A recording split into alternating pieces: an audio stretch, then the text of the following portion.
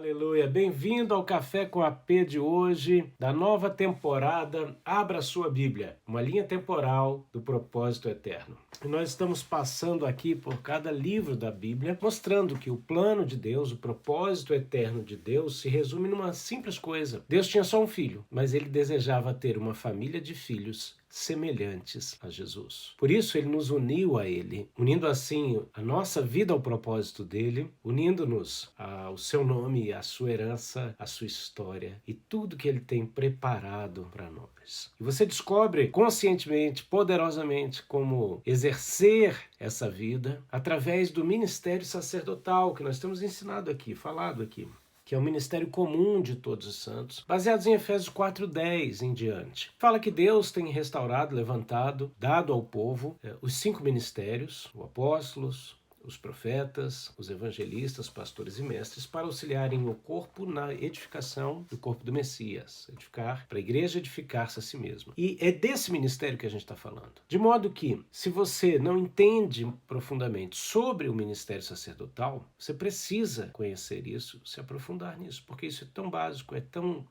fundamental, tão primário na vida cristã. Nós praticamos isso inconscientemente em vários momentos da vida, mas chegou o momento de você, de maneira consciente e aprofundada, assumir, conhecer, exercer o teu ministério comum, que não é cantar, não é pregar, não é evangelizar, não é fazer ação social. Isso tudo é consequência do nosso ministério comum. Vamos lá, vamos falar de livramento. Café com a P de hoje fala de livramento. Você já recebeu livramento na sua vida? Sabe aquele livramento consciente? Você fala, meu Deus, que livramento. Situações que você enfrenta que você clama, o sangue de Jesus tem poder. Situações em que se levantam intercessores pela sua vida. Situações em que Deus levanta profetas para te alertarem, para te avisarem o que ia acontecer e depois até o livramento que Ele te deu. Fora aqueles livramentos que a gente não tem consciência.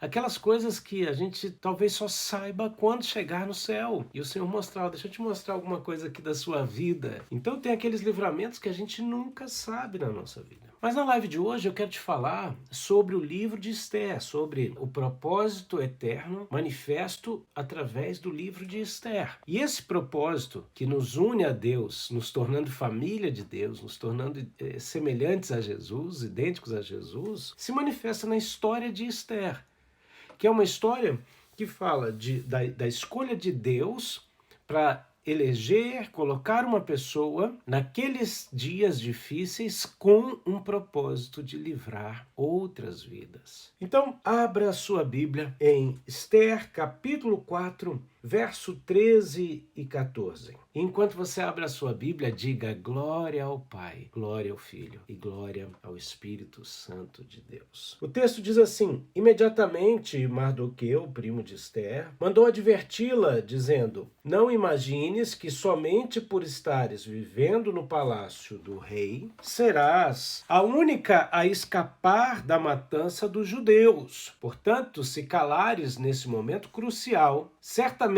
socorro e salvação surgirão de outra parte para os judeus. Mas para tu e a casa de teu pai, os teus familiares, todos sereis aniquilados. Quem sabe se não foi para este dia que foste nomeada a rainha da Pérsia? Olha que coisa tremenda. Esse texto conta a história da rainha Esther, uma judia que foi eleita, escolhida como rainha da Pérsia, e diante de todo um contexto que a gente vai ver aqui de conspiração contra a vida dos judeus, ela era o fator chave, e o seu primo que a criou, por ser um pouco mais velho e ela por ter ficado órfã, ele a adverte dizendo: quem sabe não foi para esse tempo que Deus te fez rainha. Se você não se posicionar, Deus vai levantar o socorro e o auxílio de outro lugar, mas você e a sua linhagem vão se perder. Aqui nós vemos 3 aspectos neste versículo muito fortes que eu quero ressaltar antes de entrar na mensagem. Primeiro, fala de Deus nos escolher e nos colocar num lugar posicionados com a oportunidade de manifestar um propósito. Eu vi um vídeo, um pedacinho de um vídeo de 2 pessoas diferentes, mas é um vídeo que está rolando na internet, é até legal mesmo, que ele fala assim: essa garrafinha de água custa 59 centavos, mas na lanchonete custa R$ 2,99, no restaurante R$ 5,99, no aeroporto R$ 7,99, no hotel de luxo R$ 10,99. Então, o lugar onde você está reconhece ou aumenta o seu valor. Legal, é verdade. Às vezes você está num lugar onde você não é reconhecido, onde você não, o seu valor não é visto. Mas eu queria acrescentar um pouco nesse vídeo, que talvez seja bem assim como eu falei, eu não cheguei a ver todo, e não estou aqui para criticar ninguém, ao contrário, eu só estou aqui para acrescentar talvez o que seja mais importante. Quanto custa essa garrafa de água no meio do deserto do Saara? Não tem dinheiro que pague. Se a pessoa que tiver a água não quiser te dar, ou se você não tiver a água, você pode ter todo o dinheiro do mundo e você vai morrer. Até um certo ponto, o lugar de evidência onde nós estamos pode ou não nos favorecer, porque de uma maneira geral, existe um lugar ideal para o propósito, para a manifestação de um chamado. Eu creio nisso. Existe um lugar onde Deus determina a bênção específica para sempre. Apesar de nós termos que ser bênção onde quer que vamos. Mas o fato é, você reconhecer o seu valor ou as pessoas, o ponto do seu valor, se dá realmente no momento de escassez. No deserto, você pode ter todo o dinheiro do mundo para comprar uma garrafinha de água. Mas se essa água não tiver à sua disposição, você vai morrer de sede. E aí você descobre o valor da água pela água. Não pelo rótulo, não pela garrafa, não pelo lugar aonde ela está. Então eu quero te dizer, quem sabe não foi agora, para esse tempo que Deus te colocou, aonde você está. Essa é a história de Esther. Essa é a história da rainha. Como que se dá esse livro? Acontecem 4 festas para um grande livramento. O livro de Esther revela o propósito eterno, dividido em 2 partes. O perigo que o povo de Deus estava enfrentando e o triunfo desse povo. Nós, como igreja hoje, estamos enfrentando dias de trevas, dias de perigo, dias de perseguição, dias terríveis, mas Deus tem livramento para o seu povo. Vamos lá, olha só, o perigo do povo de Deus e o triunfo do povo de Deus. São em momentos de perigo, são em momentos realmente difíceis que surgem as oportunidades de nós entrarmos em lugares antes fechados para nós. E o que acontece? A história começa com o rei Assuero fazendo um banquete, e aqui a primeira festa das 4 festas. A primeira festa é a festa exibicionista, é a festa da exposição da rainha Vasti. E aí, nesse momento, Assuero está ali se exibindo suas riquezas, exibindo suas situações ali todas, e ele manda trazer Vasti como um troféu particular, como a sua conquista pessoal, né? Hoje, Artaxerxes seria criticado, né, por essa atitude, e na época a Vasti se sentiu também muito mal, e ela afronta a ordem do rei. E quando ela afronta a ordem do rei, ela é punida, né, criando uma pena exemplar. E aí o rei decide fazer o primeiro concurso de Miss Universo. Né? Ele começa, manda ordem e vai escolher as mulheres das mais belas, uma delas com as quais ele iria se casar e iria se tornar a sua rainha. São em momentos de exposição, são em momentos de crise, são em momentos de situações como essa que surge a oportunidade de Deus te colocar em um lugar fundamental para ajudar outras pessoas. Qual lugar que Deus está te introduzindo neste exato momento? Que situação adversa, estranha, bizarra, Deus permitiu, ou Deus está utilizando para que Ele te coloque num lugar de evidência? Então, Rainha Esther é eleita a Miss Universo, né, falando assim, e é colocada dentro do palácio. É lógico, ela recebe o tratamento que toda mulher queria ter de beleza, né? Meses e meses de tratamento de beleza. E se prepara, é colocada no palácio, tem toda aquela história de romance, está ali de repente no lugar em que ela deveria estar. Deus pega a menina órfã, Deus pega a menina abandonada, criada pelo seu primo, e a introduz no lugar ideal. Sabe, às vezes o começo da sua história não vai determinar o fim da sua história. Talvez você se sinta abandonado, talvez você se sinta órfão, talvez você se sinta realmente perdido, precisando de determinado tipo de ajuda. Mas pode ser que esse seja o caminho para que Deus te introduza na posição de autoridade ideal, no lugar onde você vai ser a peça fundamental de livramento na vida de muitas pessoas. Me lembro do saudoso e querido pastor Vilarindo, o homem que me batizou, né? Quando eu tinha 11 anos de idade, me batizou nas águas. O pastor Vilarindo era militar da Marinha e eu não vou me lembrar dos detalhes do testemunho dele, né? Mas quando eu estive com ele a última vez, antes dele falecer, ele orou por mim, abençoou minha vida e contou novamente parte desse testemunho, que ele estava no navio e que eles iriam enfrentar uma grande tempestade e que foi solicitado que ele, como crente no navio, orasse pelo livramento. Então as suas autoridades chegaram a esse ponto de falar, olha, fale com ele é o crente no barco. E ele então tem as chances de orar e Deus mudar a sorte da sua embarcação. E isso se tornou um grande testemunho para a sua época e para todos nós que o ouvimos durante muitos anos, né? Deus o colocou ali. Então, olha o lugar onde Deus colocou. Bom, não é porque Deus colocou nesse lugar que vai ficar tudo bem. Nesse momento, nós vemos aqui uma segunda festa sendo preparada, que já era uma festa de perseguição. Forma-se aqui uma trama, dentre os 10 capítulos do livro de Esther, uma conspiração contra o rei. E Mardoqueu, ou Mordecai, primo de Esther, ele escuta essa conspiração, manda avisar o rei e o rei é livre. Essa história é escrita nos livros reais, mas naquele momento o rei não recompensa Mardoqueu.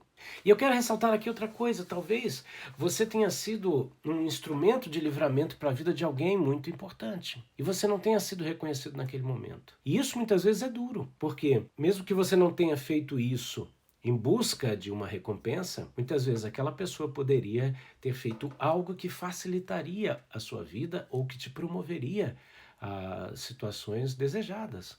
Mas quando isso não acontece, Deus guarda isso para um novo tempo. E esse tempo chega, porque nada passa desapercebido diante dos olhos de Deus. Abrindo um parênteses, a gente vai lá para a história de José no Egito. No momento em que ele estava preso, ele exerce o dom de discernimento e interpretação de sonhos, traz aquela interpretação dos sonhos do padeiro e do copeiro, determinando que um morreria e o outro receberia livramento. Mas o copeiro do rei, ele não se lembra de José naquele momento, exato onde ele foi livre e restaurado o seu posto. Por quê? Porque se ele lembrasse de José naquele exato momento em que ele recobrou o seu posto, que posto José ocuparia? O posto vago. E qual era o posto vago no momento? O padeiro que tinha acabado de ser condenado e morto. Então todo o trabalho é nobre, mas que influência José teria no Egito como um padeiro? A sua esfera de influência seria muito menor do que, após um bom tempo, surge uma situação inédita no Egito, onde só José teria a solução. E aí se lembram dele. Neste exato momento, ele é criado um posto para ele.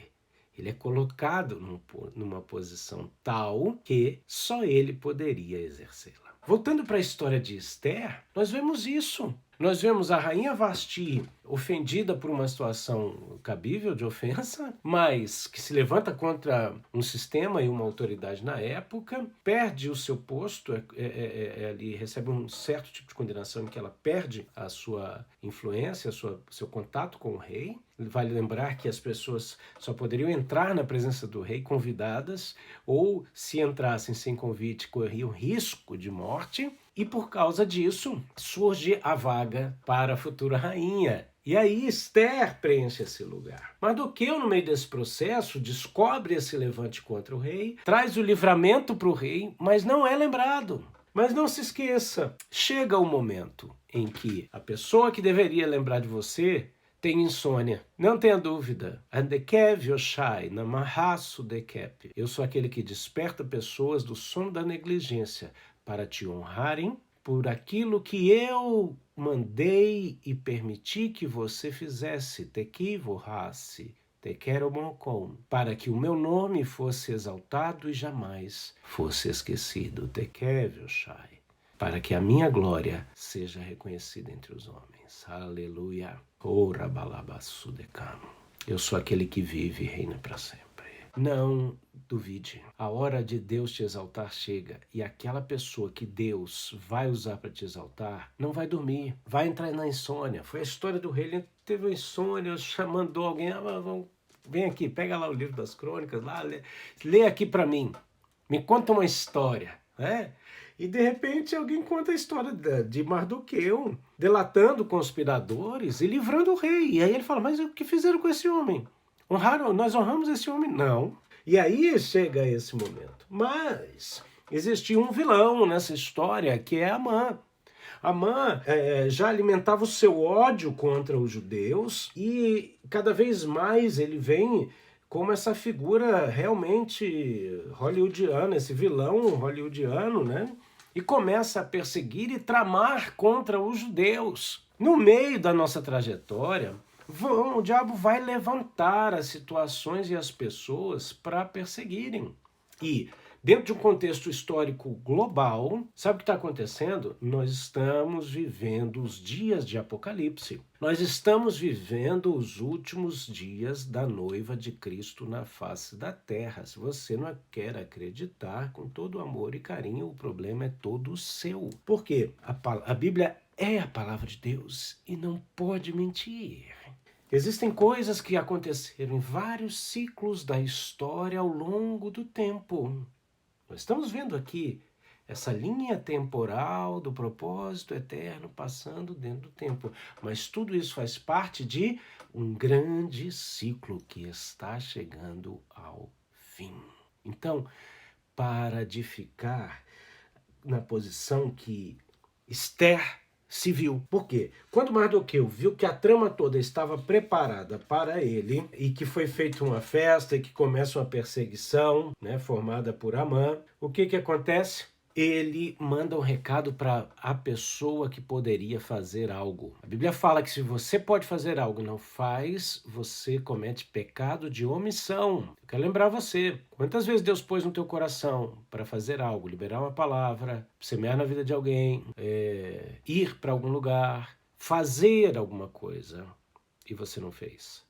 Sabe, eu quero te dizer uma coisa, raríssimas vezes Deus vai falar com a gente assim como você está me ouvindo. Na minha vida, 28 anos de ministério, poucas vezes eu ouvi Deus assim. Eu ouvi Deus de outras formas, através de outros dons, palavra de conhecimento, palavra de sabedoria, profecia, interpretação de línguas. Mas a voz audível, como um trovão, ou como som de muitas águas, ou com uma doçura do espírito que parece explodir de dentro e por dentro e por fora, raras vezes. Mas o fato é que o tempo inteiro Deus está falando. Deus é verbo, ele é palavra em ação e ação contínua. De modo que nós sentimos e recebemos a voz de Deus muitas vezes de maneira muito suave. E quando Deus nos diz faz algo, isso vem muitas vezes de maneira muito suave. Aí a primeira voz que a gente ouviu é Deus. A segunda é a voz da nossa carne, que diz assim, não faz não. A terceira é do diabo, que diz, para com isso. Você vai fazer isso? Por isso que o mover de Deus sempre ele é associado com o impulso, com o ímpeto, com algo, uma força que impulsiona. Quando você ouviu a voz de Deus, você não precisa ficar se autoafirmando e Deus me disse, Deus me falou. Não. Faz e prova, faz e sente o gosto. Daqui a pouco você tá reconhecendo quando Deus está falando.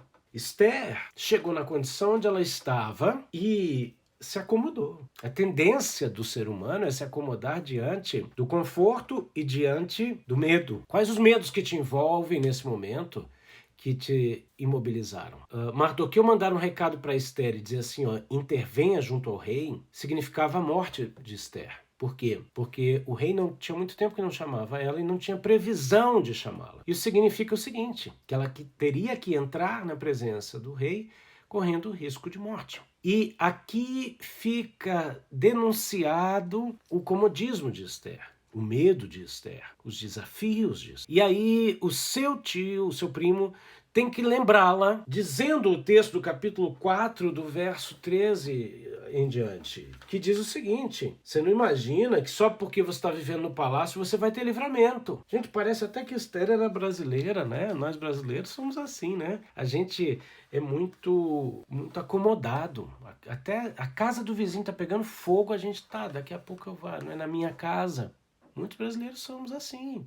A tendência do brasileiro, e é um ditado nosso, é o quê? O brasileiro só põe cadeado depois que é assaltado. Esther se acomodou e o seu primo fala assim: olha, não imagines tu que só porque você é rainha, você vai receber livramento, porque você é judia, você faz parte do povo. E a hora que isso vier à luz, aí o problema está feito. Você não vai escapar da matança. E ele ainda lembra mais, ele diz assim: ó, você pode até se calar, mas duas coisas vão acontecer. Você não vai ter livramento e Deus vai levantar outra coisa, porque se Deus tem livramento, Deus vai manifestar livramento. Sabe? Com certeza você pode desobedecer a Deus naquilo que ele falou com você, onde você pode ser um fator de livramento na vida de alguém. E isso pode até atrasar um tempo, pode até afetar de alguma forma a vida dessa outra pessoa. Mas a verdade é que Deus vai levantar outra situação. Deus vai ensinar o outro lado e vai levantar outra situação. E aí, o tempo de visitação passa de você. Forte essa exortação, né? Mas é a verdade. Até porque, quando Deus te manda sair de uma posição, escuta isso aí, eu estou profetizando, gente. Quebra dentro de você determinados estereótipos, ok? Passou aqui na nossa live homens de Deus, que têm os seus DNAs, que têm as suas marcas. E é maravilhoso estar diante desses homens. Outros que passaram pela nossa vida. Agora, se você fica condicionado a só reconhecer e receber de Deus através de determinado formato, você vai perder o que Deus está fazendo através de outras pessoas. Deus me usa assim, eu tenho uma natureza, eu tenho uma identidade. Fica atento, porque muitas vezes Deus está falando com você através da minha vida sem raios e trovões, sem eis que te digo, sem uma voz poderosa, sem uma música de fundo, sem uma estrutura, porque Deus é multiforme. Se você estiver disposta a ouvir Deus, você vai ver Deus em várias áreas, falando através de várias pessoas e de situações. Coisas simples, coisas muito simples você pode fazer. E talvez coisas grandes e complexas. O fato é que Mardoqueu disse assim, olha para Esther, quem sabe não foi para esse tempo que Deus te escolheu para estar aí. Então existe um tempo, uma escolha, um posicionamento. Não adianta aquela garrafinha que eu falei aqui no começo da live, custar R$10,50 num hotel e a água ser ruim, a água ser contaminada, a água não cumpre o seu propósito. Agora, se você está no deserto do Saara, encontra uma fonte, você não está preocupado que não tem uma garrafinha e uma marca. Você dobra os teus joelhos e bebe aquela água. Lembre-se, foi para um tempo como esse que Deus te levantou e te colocou onde você está. O que você tem nas suas mãos que você pode fazer? Hericalabaçu. Não se omita de fazer o bem a quem está do seu lado. Tekevelshai na rabiaçu. Pois naquele dia não haverá desculpa para aqueles que se isentaram da responsabilidade. Eriala Hassudekama. Faça aquilo que está ao teu alcance, diz o Senhor.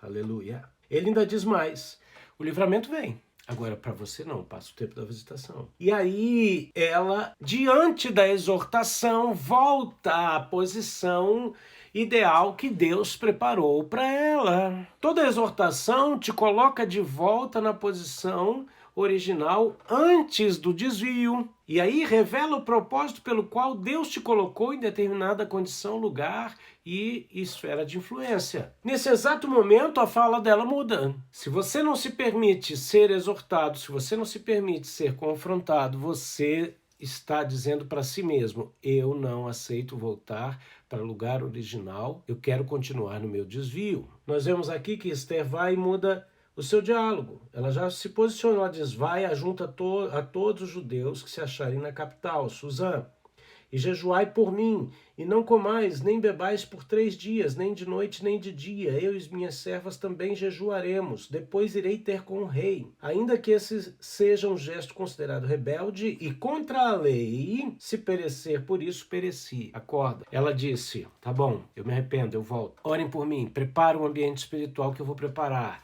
Vamos em concordância, agir espiritualmente e eu vou agir humanamente.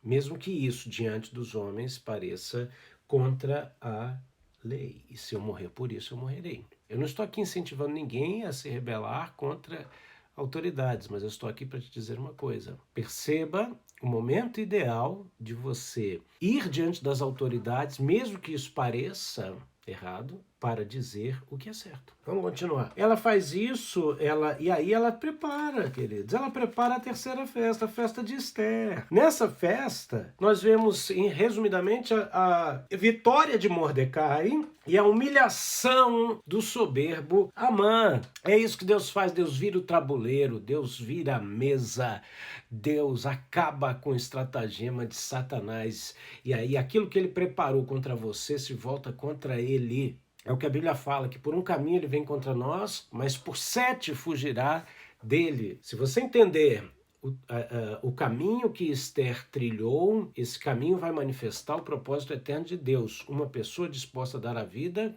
se necessário fosse, para a salvação de muitos. É a figura de Cristo. É a tipificação de Cristo. Nesse exato momento, ela vai ali, prepara esse banquete. Nesse banquete é revelada toda a trama de Amã contra os judeus.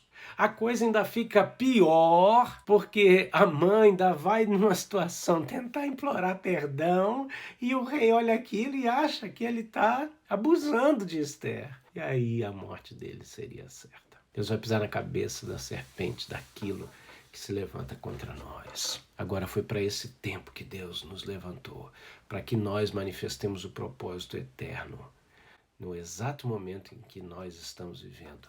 E para isso é necessário ação. Que atitude você precisa tomar em Deus, depois de orar, jejuar e levantar os intercessores? Que essa pergunta fique em nossa mente. O final dessa história é tremendo. É a vitória de Israel sobre os seus inimigos e o decreto da quarta festa do livro de Esther, que é a festa de Purim, a festa que revela o livramento do povo de Deus, e isso se tornou um marco até os dias de hoje no meio do povo de Deus. Por isso, quando o inimigo se levanta contra ti, promova uma festa. O texto da bem-aventurança de Mateus 5, que é a base para o nosso curso, o Manual da Felicidade, e que nos ensina como nos posicionarmos através do ministério comum de todos os santos, baseados em Efésios 4, e que, se você não descobrir sobre esse ministério, você vai passar a vida caminhando em círculos, esbarrando no propósito de Deus, sem viver esse propósito. E em Mateus 5, uma das aulas que a gente dá no manual, cita algo muito interessante. Diz assim: bem-aventurados sois vós quando forem perseguidos por causa do meu nome. E essa palavra diz: promovam uma festa. Neste exato momento, promova uma festa para brindar as lutas, para celebrar. O Senhor nos diz assim: preparas uma mesa perante mim na presença dos meus inimigos. É a festa. E existem festas que a gente só chama a gente que ama. Existe festa que a gente só chama a gente do nosso convívio, mas existem festas que vão estar nessas festas os nossos inimigos, porque Deus vai derrotá-los diante de nós. Deus vai humilhá-los diante de nós. Amém? Pai, abençoa os meus irmãos aqui poderosamente, renovando mente e corações e nos trazendo de volta para este prumo, aonde nós entendemos que o Senhor nos coloca em lugares estratégicos, em posições estratégicas para vivermos o teu plano e manifestarmos a identidade de Cristo. Para isso, que haja decisão exata, que haja posicionamento para a glória do teu nome, em nome de Jesus. Amém? Eu quero então te dar a oportunidade, se você deseja semear na nossa vida ministerial, aqui o meu Pix, rafaelmedeiros.augusto@gmail.com, ok? Beijo no seu coração, fica com Deus e a gente se vê amanhã, se Deus quiser, no Café com a P. Fica com Deus. Shalom, shalom.